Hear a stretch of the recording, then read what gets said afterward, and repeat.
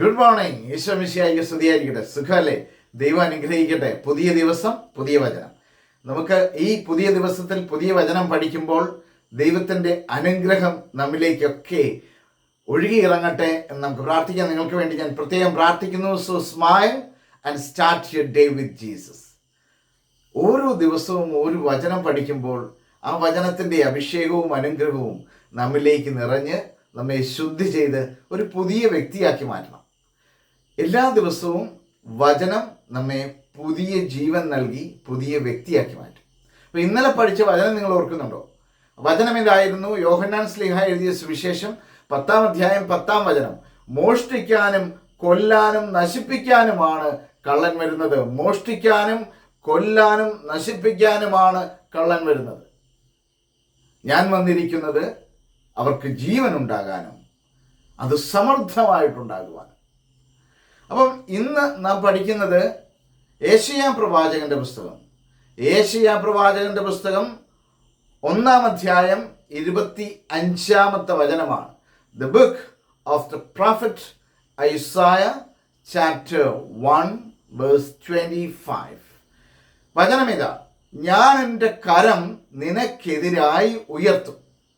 പേടിക്കൊന്നും വേണ്ട. ദൈവം പറയുകയാണ്, ഭയപ്പെടേണ്ട കേട്ടോ. അത് കേട്ടാണ് കർത്താവ് അവിടുത്തെ കരം എൻ്റെ മേൽ ഉയർത്തും. എന്തിനാണെന്ന് കർത്താവ് വചനത്തിൽ പറയുന്നുണ്ട്.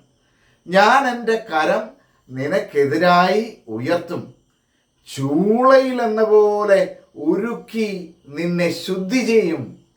ചൂളയിൽ എന്ന പോലെ ഉരുക്കി നിന്നെ ശുദ്ധി ചെയ്യും. കണ്ടോ? അപ്പോൾ നമ്മെ വിശുദ്ധീകരിക്കാൻ, ശുദ്ധീകരിക്കാൻ, നമ്മിൽ അടിഞ്ഞുകൂടിയിരിക്കുന്ന മാലിന്യങ്ങൾ നീക്കിക്കളഞ്ഞ് ഒരു പുതിയ വ്യക്തിയാക്കി മാറ്റുവാനാണ്. അപ്പം ഞാൻ എൻ്റെ കരം നിനക്കെതിരായി ഉയർത്തും, ചൂളയിൽ എന്ന പോലെ ഞാൻ നിന്നെ, അല്ലെങ്കിൽ ചൂളയിൽ എന്ന പോലെ ഉരുക്കി നിന്നെ ശുദ്ധി ചെയ്യും. നിന്നിൽ കലർന്നിരിക്കുന്ന വിലകെട്ട ലോഹം ഞാൻ നീക്കിക്കളയും. വചനം പഠിക്കണം. നിന്നിൽ കലർന്നിരിക്കുന്ന വിലകെട്ട ലോഹം, നമ്മിൽ കലർന്നിരിക്കുന്ന അശുദ്ധമായതെല്ലാം നീക്കിക്കളയാൻ, ഒരു പുതിയ വ്യക്തിയാക്കി മാറ്റാൻ കർത്താവ് ആഗ്രഹിക്കുന്നു. കർത്താവിൻ്റെ ആഗ്രഹത്തിലേക്ക് നമ്മെ തന്നെ ഒന്ന് വിട്ടുകൊടുക്കുക. ദൈവത്തിൻ്റെ ആഗ്രഹത്തിലേക്ക് നമ്മെ തന്നെ ഒന്ന് വിട്ടുകൊടുക്കുക. നാം നമ്മുടെ ഇഷ്ടത്തിനല്ല ജീവിക്കേണ്ടത്. സഹനങ്ങളും പ്രയാസങ്ങളും ഒക്കെ വരുമ്പോൾ അത് നമ്മുടെ ശുദ്ധീകരണത്തിനായിട്ട്, വിശുദ്ധിക്ക് വേണ്ടിയിട്ടാണ് എന്ന് നാം വിശ്വസിക്കുക. I will turn my hand against you and refine your dross in the furnace, removing all your alloy. I will turn my hand against you and refine your dross in the furnace, removing all your alloy. അപ്പോൾ നമ്മുടെ വിലകെട്ട ലോഹം നമ്മുടെ ജീവിതത്തിൽ നിന്ന് നീക്കി നമ്മെ ശുദ്ധിയുള്ള, നല്ല വിശുദ്ധയായ ഒരു വ്യക്തിയാക്കി മാറ്റും. ദൈവത്തോട് ചേർന്ന് നിന്നാൽ നമുക്ക് ശുദ്ധിയുള്ള നല്ലൊരു വ്യക്തിയായി മാറുവാനായിട്ട് സാധിക്കും. ആഗ്രഹമില്ലേ?